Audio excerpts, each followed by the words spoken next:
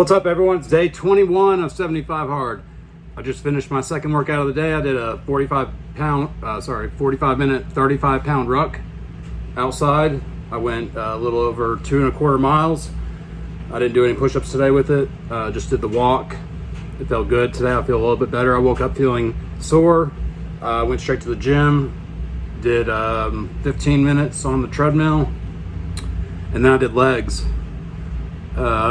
Up until I started doing legs, I was still feeling like that, but then I loosened up and got some blood moving, and I felt a lot better, and I feel better still. Hopefully tonight is an easier night at work. It's been difficult so far. Normally it's not so bad, but things happen and things mess up and we have to fix them. So you just have to take it for what it is and deal with it. Some days it's going to be easy, some days it's going to be more difficult. Some days you're going to have motivation, some days you're going to have to dig in for discipline. But those are the days that you build the confidence in yourself, and you can look back on those days and know that you won. It's all about stacking wins. So far I didn't have any problems with the diet cravings today anyways. Today's the Dallas Cowboys football game, and I'm right across the street from the stadium, so getting to the gym, which is on the same road, took about 20 minutes. Normally it takes probably 6 or 7, but made it there, took a different way back, came back, made it in 10 minutes. What did I do? I ate, got some gas, laid down for a little bit, cooked some food, obviously if I ate. Yeah, so today has been good so far. I got to work in about an hour and 15 minutes, 6 to 6. Whenever I'm at home, I sleep at like 9 or 10 o'clock at night. I go to sleep, so I don't know how I am able to stay up at work. Around 3 and 4 a.m. it's whenever I start dragging, and it's rough, but you just gotta do what you gotta do, because in the end, the goals and the things you're working towards are worth it. I know for me anyways, I just imagine I'm on the beach, because that's where I plan on going, is the beach for Christmas. I plan on taking another cruise. I went on a cruise last year with my daughter for 8 days out of New Orleans, and this time we're gonna try and get a different one. Possibly the last one was Carnival. This one we may use Royal Caribbean and use the Wonder of the Seas. It's, I believe, the biggest cruise ship that there is right now. And then next year they're releasing Icon of the Seas, which is supposed to be even bigger. And I know when we reported at, I believe it was Costa Maya this last year, the Wonder of the Seas was parked next to ours, and it was literally like 3 times the size and just much nicer. So all the cruises I've been on so far, which is 3, have been with Carnival.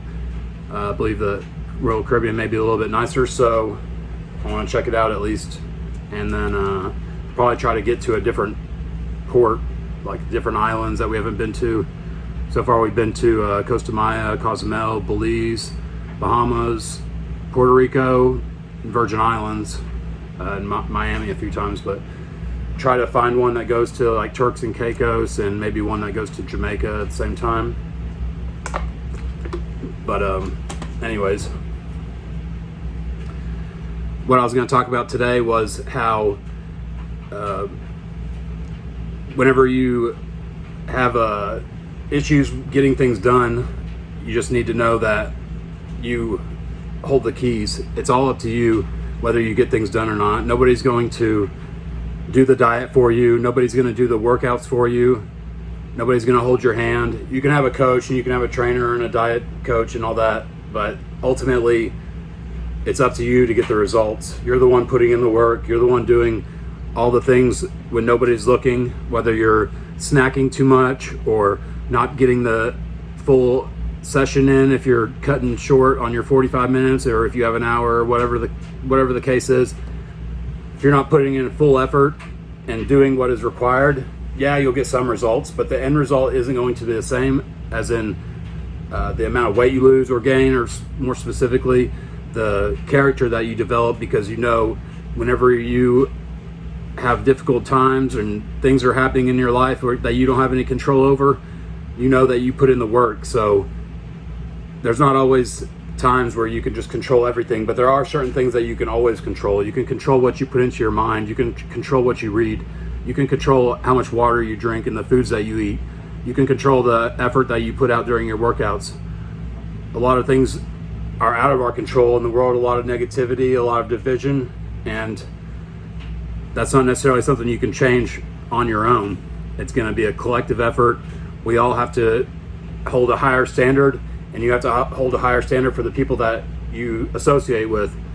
And you may have to reevaluate the people that you have in your life, because not everybody's going to want to see that you get to where you want to go. Not everybody has your vision. Most people are going to hear what you have to say, where you want to go, and they're probably going to laugh. But the fact is, it's your life, and we only have one of them. Time doesn't stop. You have to put in the effort and keep working every single day. It's going to be difficult, but the fact is, you are in control of the people that you put around yourself. So if you want to be a loser, hang around with losers. If you want to be a winner, hang out with winners. And that's just the way it is. You have to, if people aren't reciprocating the friendship 50-50, or even if it's 60-40, you got to reevaluate that. If they're not going to be there for you, and they're not going to cheer you on and help you, not necessarily do things for you, but tell you you can do what you want, you can achieve what you're trying to do, motivate you and inspire you, maybe you have to either let them know that they're not contributing to your life the way that they should be. And if they aren't willing to change the way that they are, you have to really just cut them out of your life. And that can be with a friendship, that could be with a relationship.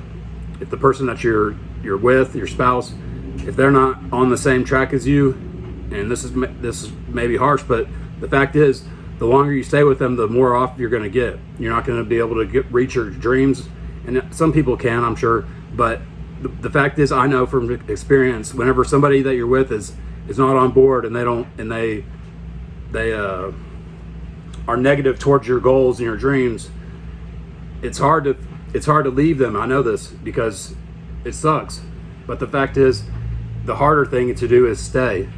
The longer you keep waiting and allowing those people in your life and allowing that negativity, the longer you're going to put off reaching your goals. You're going to keep putting it off and just get old and regret.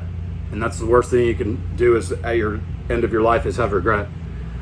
So always make sure that the people that you're associating with and the things that you can control are right.